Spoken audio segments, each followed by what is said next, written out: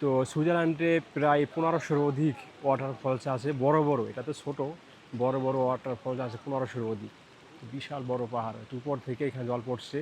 আর এই একটা জল ঝর্ণার মতো এই জলটা আছে, এটা এত উপযোগী খাওয়ার, একদম পরিষ্কার, একদম স্বচ্ছল।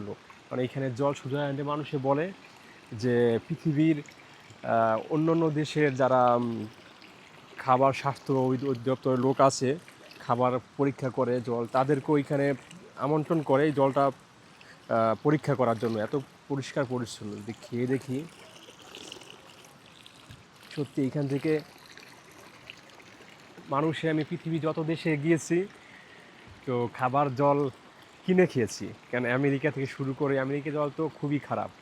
তো তারপরে কানাডা হোক, কানাডা জলও ভালো ছিল, তো কিন্তু কিনেই খেতে হয় সবাই, এভরিথিং। আমার ফ্রেন্ড যারা আছে সবাই কিনে খায়, এবং পৃথিবীর অন্য অন্য দেশ, ইউরোপ দেশগুলো আছে, কিন্তু সুইজারল্যান্ডের মতো এত পরিষ্কার একটা দেশ, এত সচ্ছল একটা দেশ, এবং জলটাও এত পরিষ্কার, তো সত্যি এখানে এসে জল কিনে খাওয়া লাগে যতক্ষণ আছি সুইজারল্যান্ডে, এত সুন্দর। তো ওইখানে থেকে যদি জল খাওয়া যেত তারও ভালো হতো।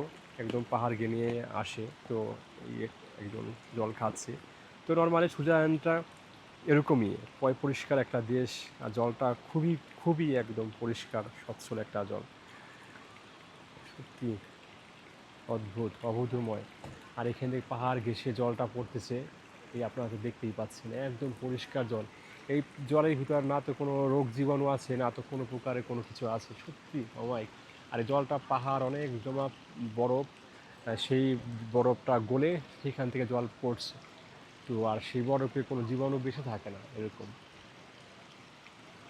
তাছাড়া পরীক্ষা নিরীক্ষা সুইজারল্যান্ডে সব সময় করেই থাকে।